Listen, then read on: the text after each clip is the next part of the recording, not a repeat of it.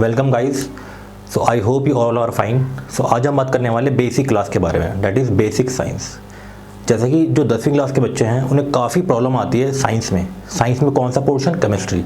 जैसे कि आप लोग सब जानते होंगे कि साइंस को जनरली 3 पार्ट्स में डिवाइड किया गया है, राइट। फर्स्ट आप लोग का केमिस्ट्री हो गया, chemistry, second physics and third biology, right. So problem क्या है?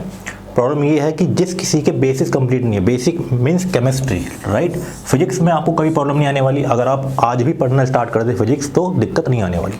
सेम बायोलॉजी में भी दिक्कत आपको प्रॉब्लम फेस नहीं होने वाली, राइट। बट अगर बात करें केमिस्ट्री की, ज़्यादातर बच्चे केमिस्ट्री में काफ़ी स्ट्रगल करते हैं, राइट। सो उसी दिक्कत को देखते हुए हम लोगों ने आज केमिस्ट्री की बेसिक क्लास लेके आ रहे हैं 10th क्लास के लिए, राइट। ताकि जो बच्चे 10वीं में एक अपना 0 लेवल से स्टार्ट कर रहे हैं उन्हें कभी प्रॉब्लम ना आए, राइट। सो काफ़ी इंपॉर्टेंट रहने वाली आज की क्लास। सो ज़्यादा टाइम वेस्ट ना करते हुए स्टार्ट करते हैं मेन टॉपिक की तरफ। सो गाइज, आज हम बात करने वाले हैं बेसिक केमिस्ट्री के बारे में। जैसे कि आप लोगों ने अभी इंट्रो देख ही लिया होगा। सो फर्स्ट ऑफ ऑल आप लोगों को क्या पता होना चाहिए, मैं काफ़ी पॉइंट्स इस आज की क्लास में डिस्कस करने वाला हूँ। फर्स्ट ऑफ ऑल ये आज की वीडियो जो बेसिक की है ये मैं 2 पार्ट में हम लोग इसको बनाएंगे, राइट। ताकि आप एक बार में ही छोटे छोटे पार्ट्स में इस वीडियो को समझ सकें, राइट। सो फर्स्ट पॉइंट हमारा क्या होने वाला है कि भाई मैटर क्या होता है। क्या मैटर? काफ़ी इजी टॉपिक है मैटर क्या होता है और केमिस्ट्री का बेसिक है, राइट। सो मैटर क्या होता है? Anything that occupy space and has mass is called matter. जो भी कोई भी चीज़ है, ठीक है, जो स्पेस एक्वायर कर, सपोज करो ये मार्कर है, ठीक है। मार्कर को अगर मैं कहीं भी किसी भी टेबल पर, सपोज मेरी एक टेबल है, टेबल पे मैंने अगर इस मार्कर को रखा, ये क्या हमारा मार्कर, तो ये मार्कर एक स्पेस ऑक्यूपाई करेगा और इसके अंदर कुछ क्वांटिटी भी, कुछ वजन भी है, राइट। तो मैटर कौन होता है? कोई भी ऐसे सबस्टांसेस जो स्पेस ऑक्यूपाई करते हैं and that have mass also. Mass मतलब उसका कंटेंट, उसका जो भी उसके अंदर है, जो वजन है, राइट। जैसे कि मैटर क्या हो सकते हैं? एनीथिंग, कुछ भी चीज़ जिसको आप देख सकते हो वो मैटर है, राइट। एयर को नहीं देख सकते लेकिन एयर भी क्या है? मैटर है। मैटर फिर क्या नहीं है? जिस चीज़ में ये सब नहीं होता, मतलब जो मास ऑक्यूपाई ना करे, जो वॉल्यूम ऑक्यूपाई ना करे, जैसे कि फीलिंग्स, राइट। तो फीलिंग्स क्या होगी? वो एक नॉन मैटर हो गया, राइट। अब बात करते हैं मैटर कितने टाइप के होते हैं, ये हमारा थोड़ा सा इंपॉर्टेंट पॉइंट है। जैसे गाइस करते हैं मैटर। सो मैटर जनरली हमारे 3 टाइप के होते हैं, राइट। एक होता है solid, second liquid and third is gas. Solid, liquid and gas, 3 type के हमारे मैटर होते हैं। 3 स्टेट होती है, मतलब मैटर 3 फॉर्म में पाया जाता है, देखा जाता है। वैसे और भी हैं बट अगर एक बेसिक की बात करें जनरली 3 टाइप के मैटर होते हैं, राइट। सो सॉलिड का मतलब क्या है? देखो, अगर सपोज करिए हमारे पास एक मैटर है, ये हमारे पास एक मैटर है, ठीक है। अब जैसे ये एक मार्कर है या फिर ये कोई भी फोन है, राइट। सो ये फोन किसी का तो बना होगा, कुछ पार्टिकल, छोटी छोटी चीज़ें मिलकर बना होगा। जैसे कि एक वॉल हो गई, तो वॉल भी तो किसी ब्रिक्स की बनती है, राइट। तो सेम उसी तरीके से अगर ये कोई सॉलिड क्यूब है, राइट, तो ये भी किसी पार्टिकल से जुड़ के बना होगा, राइट।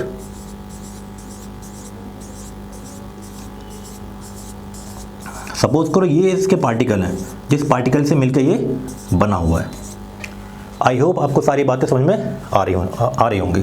सो ये सॉलिड है जो इन पार्टिकल्स का बना हुआ है। अगर मैं इन पार्टिकल्स को और जूम करूं, मतलब ये हमारे पास कोई मैटर है, राइट। मैटर 3 टाइप के मैंने बताया, ठीक है। मैटर को अगर हम 3 टाइप के बताया, solid, liquid and gas, right.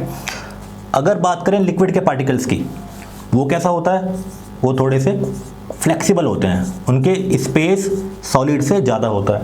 अगर बात करें गैस की, तो गैस के पार्टिकल्स काफ़ी स्पेसियस होते हैं, काफ़ी दूर दूर होते हैं, राइट। यही एक जनरल डिफरेंस है सॉलिड, लिक्विड एंड गैस में। ये तीनों क्या है? ये तीनों हमारे मैटर में आते हैं। बट ये हमारे बेसिक का इतना हिस्सा नहीं है, हम लोग सिर्फ टू द पॉइंट पढ़ने वाले हैं। जैसे कि अभी मैंने बात बताया कि मैटर के बारे में, राइट। देखो, अगर हम कोई मैटर हमारे पास है, राइट, ये हमारे पास एक मैटर है। अगर मैं इस मैटर को ब्रेक करूं, तोड़ता जाऊं, तो एक ऐसी फॉर्म आएगी जिसको मैं नहीं तोड़ पाऊंगा, दैट इज कॉल्ड एटम, क्या बोलते हैं उसको, एटम। सो यही आपका मेन चीज़ है, एटम क्या होता है। तो you have to know what is atom, right. तो एटम क्या होता है, अगर किसी भी मैटर को, ये हमारे पास मैटर है, कोई भी मैटर हो, सॉलिड हो, लिक्विड हो, गैस हो, ठीक है, अगर इसको सबसे स्मॉलेस्ट चीज़ हम करें, जैसे कि इसको हमने ब्रेक किया, तो एक ऐसा पार्टिकल सामने हमें देखने को मिलेगा जो फर्दर ब्रेक डाउन नहीं हो सकता, that is called atom, right. उसे क्या बोलते हैं हम लोग, एटम। और अगर मैं इसको भी जूम करूं, इसको भी क्या करूं, जूम करूं, तो कुछ इसका स्ट्रक्चर इस तरह से निकल के आता है,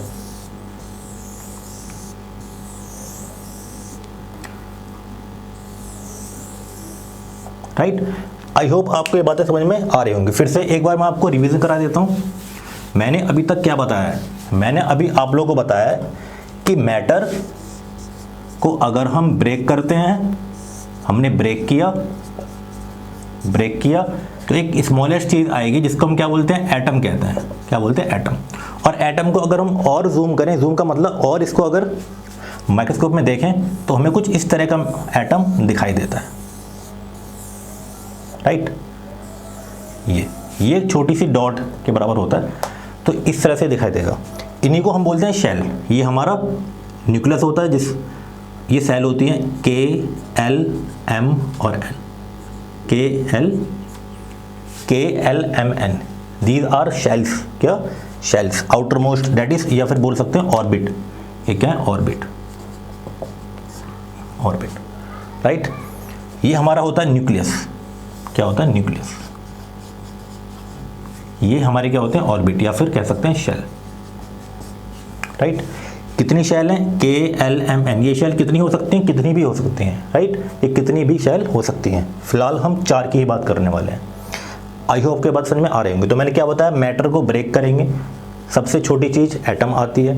और एटम को अगर हम और जूम करके देखें तो हमें क्या पता चलेगा कि एटम कुछ इस तरह का होता है, जिसके अंदर ऐसा कुछ होता है, KLMN, ये सब, राइट।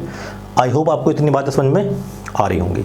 तो ये था हमारा फर्स्ट पॉइंट, ये था हमारा बेसिक का पहला पॉइंट कि मैटर क्या होता है। बस थोड़ा सा बेसिक ओवरव्यू लिया हम लोगों ने कि मैटर को तोड़ेंगे तो ये कुछ सारी चीज़ें होती हैं, राइट। अब चलते हैं पॉइंट 2 की तरफ।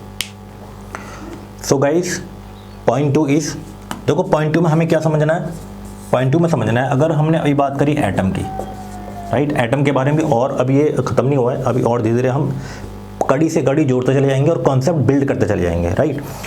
सो गाइस, अगर एटम को और देखें तो एटम 2 चीज़ें बनाती है, एक मॉलिक्यूल, क्या, molecule, and second ions. Atom क्या बनाता है, मॉलिक्यूल बनाता है एंड आयंस बनाते हैं। अगर मॉलिक्यूल की बात करें तो मॉलिक्यूल की बात करें 2 चीज़ बनती है, एक बनता है एलिमेंट और एक बनते हैं कंपाउंड। क्या बनते हैं, कंपाउंड। और अगर आयंस की बात करें तो आयंस से बनते हैं आयोनिक कंपाउंड। तो आप ये समझ लीजिए कि हमें इसी सब को समझना है। ये अगर आपने समझ लिया तो बेसिक बिल्कुल कंप्लीट हो जाएगा आप लोगों का, राइट। कभी आगे केमिस्ट्री आप जब पढ़ोगे, कोई रिएक्शन समझोगे तो रिएक्शन बिल्कुल क्रिस्टल क्लियर हो जाएगी आपकी, कभी डाउट नहीं आने वाला, राइट। सो एटम से जुड़ गई हमें ये सारी बातें क्लियर करनी है, राइट। हम बात करेंगे एलिमेंट की। अगर बात करें एलिमेंट की, धीरे धीरे सारी बातें, सीक्वेंस ये नहीं होगा, लेकिन हाँ सीक्वेंस वो होगा जो आपको इजी में समझ में आए, राइट। अगर हम बात करें एलिमेंट की, ठीक है, एलिमेंट, थर्ड पॉइंट हमारा होगा क्या,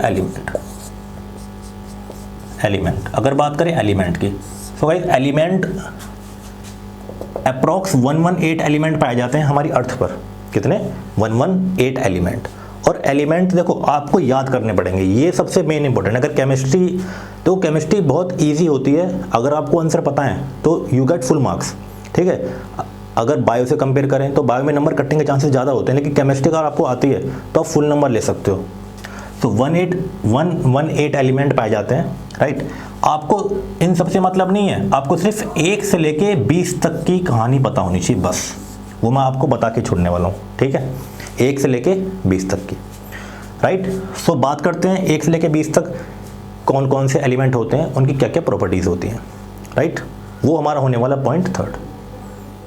सो गाइस, जैसे कि अभी हम लोगों ने बात करी एलिमेंट के बारे में, राइट। सो जैसे मैंने बताया कि 118 एलिमेंट होते हैं, लेकिन आपको 1 से लेके 20 तक का ही काम है, वही आपको याद कर रहे हैं। तो फर्स्ट एलिमेंट कौन सा होता है? हाइड्रोजन। कौन सा होता है? हाइड्रोजन, जिसका सिंबल क्या होता है? H। उसको H सिंबल से रिप्रेजेंट करते हैं। और ये 1 और ये 1, ये मैंने क्या लिखा? 1 1 क्या है? जैसे कि यहाँ लिखा 11 23। तो कुछ जितने भी एलिमेंट होते हैं, क्या होते हैं? एलिमेंट होते हैं, राइट। देखो एलिमेंट किसके बने होते हैं? जैसे आप सपोज करो एक वॉल है, क्या है? ये एक वॉल है, ये एक दीवार है। तो दीवार किसकी बनी होती है? आप लोगों को पता होगा। किसकी? बताइए। ब्रिक्स की। किसकी? ब्रिक्स की। सेम उसी तरीके से, ठीक है, एलिमेंट किसके बने होते हैं? एटम के। किसके बने होते हैं? एटम। बहुत सारे एटम मिलकर ही क्या बनाएंगे? एक एलिमेंट बनाएंगे। मतलब सपोज करो एक एलिमेंट हाइड्रोजन है, राइट। सो हाइड्रोजन के छोटे छोटे एलिमेंट, एटम, जो एलिमेंट बनेगा वो हाइड्रोजन के एटम जुड़ के ही एलिमेंट बनाएंगे। आई होप आपके पास समझ में आ रही होगी ब्रिक्स वाले एग्जांपल से, राइट। तो हर एक जो एलिमेंट होता है, जो एलिमेंट होता है, जैसे कि हम बात करें हाइड्रोजन, राइट। हर एलिमेंट की दो प्रॉपर्टी होती है। एक होता है उसका एटॉमिक नंबर, क्या होता है?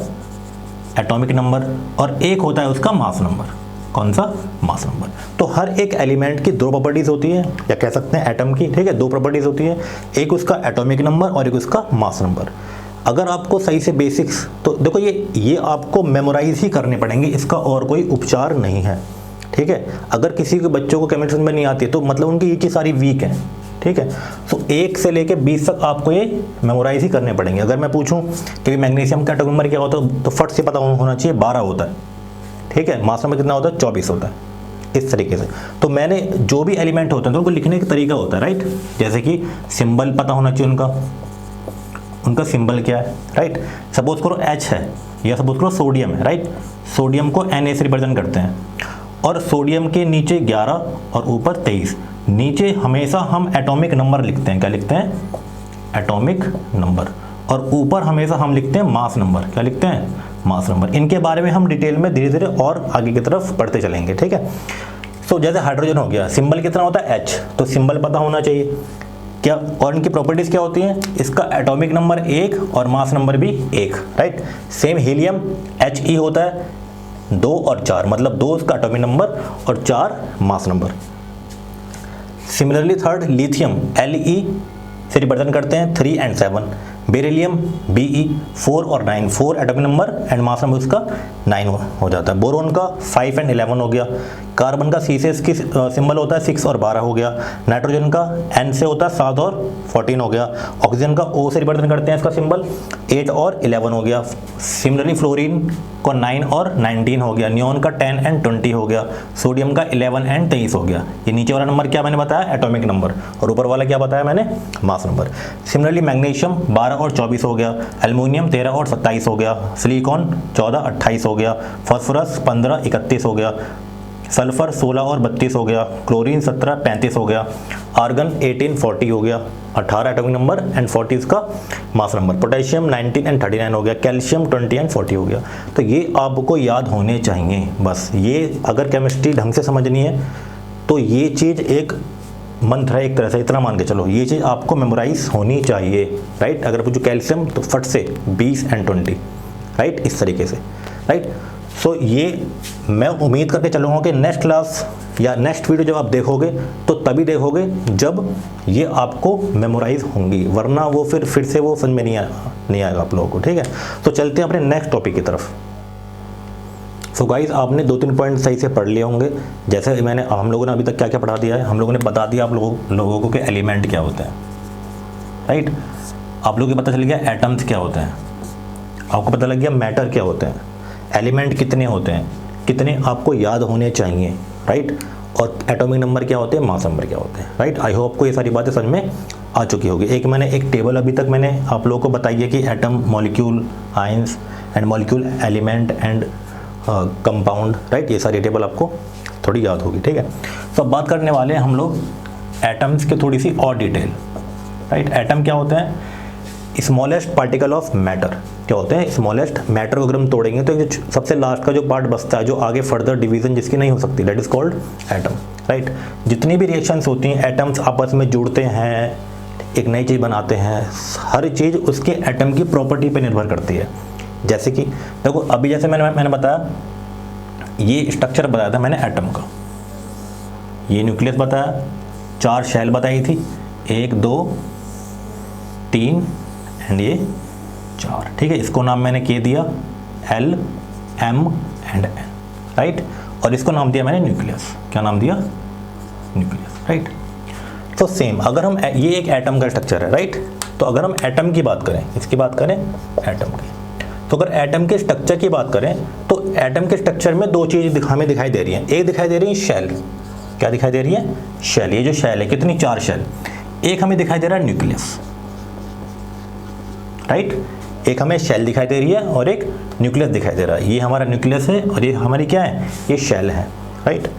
देखो सेम उसी तरीके से अगर ये ए पार्ट है, बी पार्ट में एटम के अंदर हमें 3 चीज़ देखने को मिलती हैं। कितनी चीज़? 3 चीज़। फर्स्ट हमें देखने को मिलता है इलेक्ट्रॉन। क्या? Electron. Second proton and third neutron. Neutron, right. Third neutron. तो किसी भी एटम के अंदर, जैसे अभी हम लोगों ने बात की थी कि मैटर को अगर हम ब्रेक डाउन करेंगे तो क्या बनता है? एटम।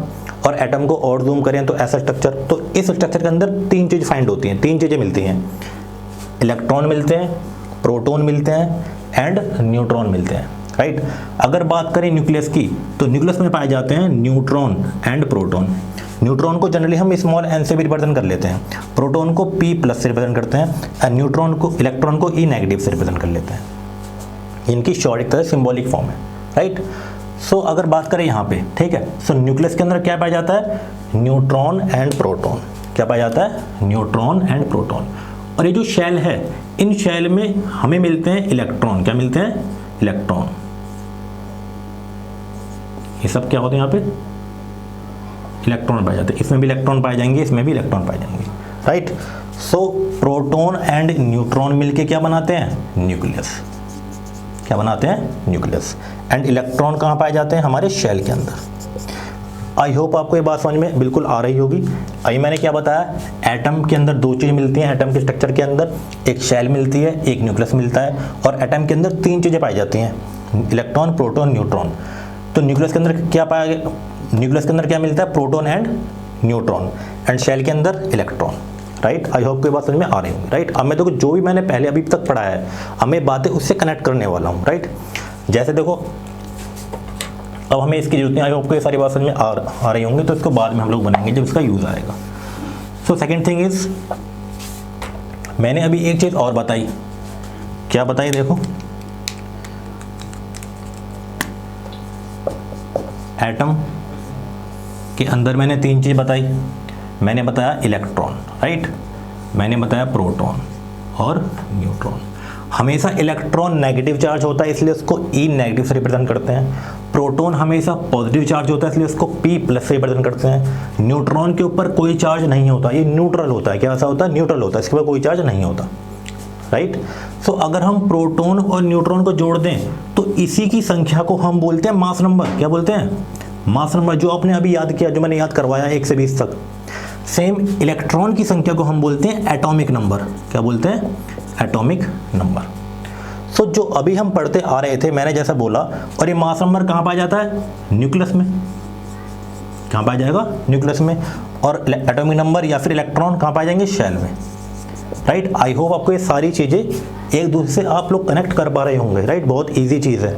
सो मैंने क्या बताया? एटम के अंदर 3 चीज़ें मिलती हैं, इलेक्ट्रॉन मिलता है, प्रोटॉन मिलता है एंड न्यूट्रॉन मिलता है। एंड प्रोटॉन न्यूट्रॉन को जोड़ते हैं तो हम उसी को मास नंबर बोलते हैं, जो हमने याद किया। जैसे हम लोगों ने क्या याद किया? हम लोगों ने याद किया जैसे कि सोडियम 11 एंड 23। तो इसका मतलब मैं ये बोल सकता हूँ कि सोडियम के अंदर, सोडियम का एटॉमिक नंबर कितना होता है? 11। ये क्या? Atomic number. Atomic number. 23 क्या है इसका? Mass number, right. और अगर मैं पूछूँ कि बताओ सोडियम के अंदर, राइट, कि सोडियम के अंदर कितना इलेक्ट्रॉन की संख्या है? तो 11 ही क्या उसके इलेक्ट्रॉन है। उसके मास नंबर कितना होता है? तो 23। लेकिन उसके अंदर प्रोटॉन न्यूट्रॉन कितने हैं? तो दोनों मिला कितने हैं? 23। आई होप आपको ये बात समझ में आ रही होगी, राइट। तो ये हमने बात कर ली है। जो हमने 23 जो याद किया था तुम लोगों ने, वो क्या था? Mass number. और उसके अंदर क्या चीज़ होती है? प्रोटॉन और न्यूट्रॉन मिलके मास नंबर बनाते हैं, राइट। और इलेक्ट्रॉन की संख्या मिलके एटॉमिक नंबर बनाती है, जो शेल में पाए जाते हैं। कहाँ पे? शेल में।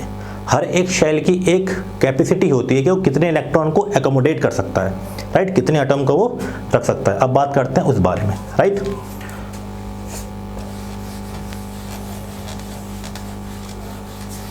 तो हमने पता कर लिया है कि इलेक्ट्रॉन क्या होते हैं, प्रोटॉन क्या होते हैं, ठीक है, मास नंबर क्या होते हैं, एटॉमिक नंबर क्या होते हैं। अगर बात करें हम लोग शेल की, इसकी शेल की, तो मैंने कौन सी कितनी शेल बताई, के एल एम एन, राइट। अगर ये स्ट्रक्चर है,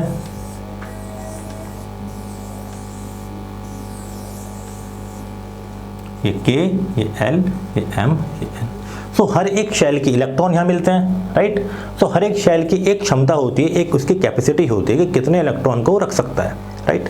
सो एक रूल हो जाता है उसके लिए, इलेक्ट्रॉन की कैपेसिटी है 2n का स्क्वायर, क्या 2n का स्क्वायर। यहाँ n है नंबर ऑफ शेल, n क्या होता है, नंबर ऑफ शेल होता है। जैसे कि ये फर्स्ट है, पहला नंबर है, ये दूसरा नंबर है, ये तीसरा नंबर है, ये फोर्थ नंबर है। तो अगर हम बात करें के शेल में कितने इलेक्ट्रॉन आ सकते हैं, तो के में कितने आ सकते हैं, के की वैल्यू 1 होती है और फॉर्मूला ये होता है 2n का स्क्वायर। तो 2 × 1 का स्क्वायर कितने, 2, कितने 2 इलेक्ट्रॉन आ सकते हैं हमारी के शेल के अंदर। तो इसमें 2 इलेक्ट्रॉन आएंगे ऐसे, ठीक है। सेम अगर बात करें, मतलब मैक्सिमम इलेक्ट्रॉन उसके अंदर 2 आ सकते हैं। सेम एल की बात करें तो एल कितना होता है, एल 2 होता है। तो इस 2 के अकॉर्डिंग 2n का स्क्वायर फॉर्मूला होता है, तो 2 × 2 का square that is 8 electron.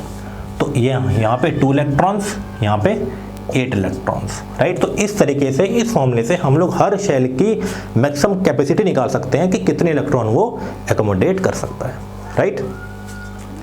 Same अगर बात करें हम लोग, m कितना होता है, 3 होता है। तो 2n का स्क्वायर क्या हो जाएगा, 2 × 3 का स्क्वायर कितना हो जाएगा, 18 इलेक्ट्रॉन। तो m के अंदर मैक्सिमम 8 इलेक्ट्रॉन वो रख सकता है अपने अंदर। सेम n के अंदर 4 होता है, तो 2n का स्क्वायर फॉर्मूला 2 × 4 का स्क्वायर, तो कितना 32 इलेक्ट्रॉन्स।